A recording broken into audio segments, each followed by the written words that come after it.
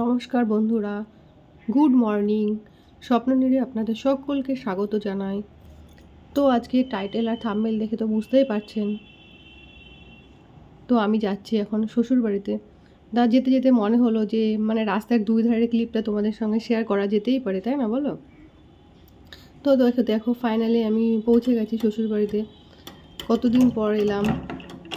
এই ঘরে কি বলবো, এই ঘরে আর কি ঢুকলেই না মনটা কেমন হয়ে যায়।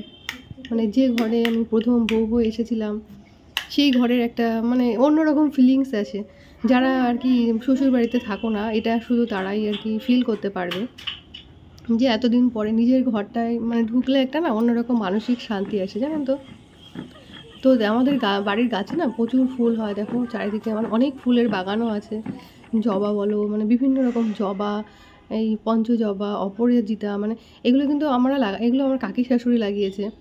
উনি বিভিন্ন রকম ফুলের গাছ লাগায়, ওনার যখন যেটা মনে হয়। দেখো কলকে ফুল, হ্যাঁ, উনি কিন্তু এটা লাগায়, আবার তোমার ওটা আবার তুলে দিয়ে আবার নতুন গাছ বসায়।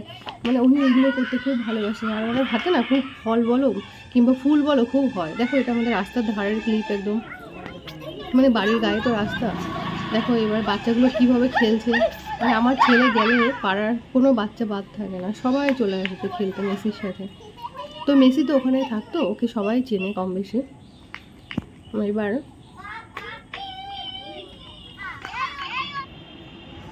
তো দেখতে পাচ্ছ আমি শ্বশুর বাড়িতে গেলে কিন্তু শাড়িই পরি, যেহেতু ওখানে সবাই শাড়িই পরে। গ্রাম তো, গ্রামের একটু শাড়ি না পরলে সবার একটা খারাপ লাগতে পারে, ওই জন্যই শাড়িটাই পরি। এবার দেখো দুই ভাই মিলে বাইরে খেলে হয়নি, এবার ঘরে এসে খেলছে বারান্দায় বসে। হ্যাঁ, এবার দুই ভাই তো খেলবেই, শাড়ি কিনতেই দেবে না। সারাদিন ভাই রাত 10টা বেজে যাবে তাও ভাই খেলে যাচ্ছে। আর ও গেলে না ও যখনই যায় ওর ভাই খুব খুশি হয়। ভাই বলতে ওর কাকুর ছেলে।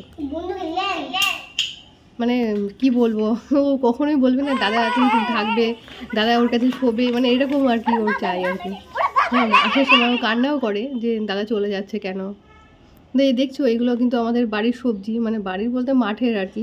আমাদের জমিতে সব সবজিই হয় মোটামুটি, কাঁকরোল থেকে শুরু করে পটল, বেগুন, হ্যাঁ, কলা, থোর, মোচা, সবই হয়। তো দেখলাম ভালোই বৃষ্টিটা হয়ে গেল। দেখো আকাশের আকাশটার ইয়েটা কত সুন্দর। আর এটা আমাদের ড্রাগন ফল ছাদে হয়েছে, সবাই ধরছে ড্রাগন ফলগুলো। তো ভাবলাম এগুলো তোমাদের সঙ্গে একটু শেয়ার করি।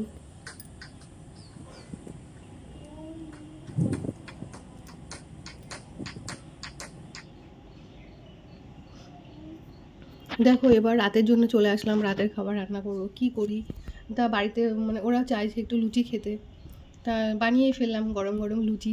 মন্দ হয় না কিন্তু, তাই না? তার সাথে আছে ছোলার ডাল, আলুর তরকারি। আমার ছেলে তো খুবই পছন্দ করে, এমনকি আমার শ্বশুরও খুব ভালোবাসে। গরম গরম লুচি আর ছোলার ডাল হলে তো ওনার কথাই হয় না। তাও দেখো আমার এটা কেমন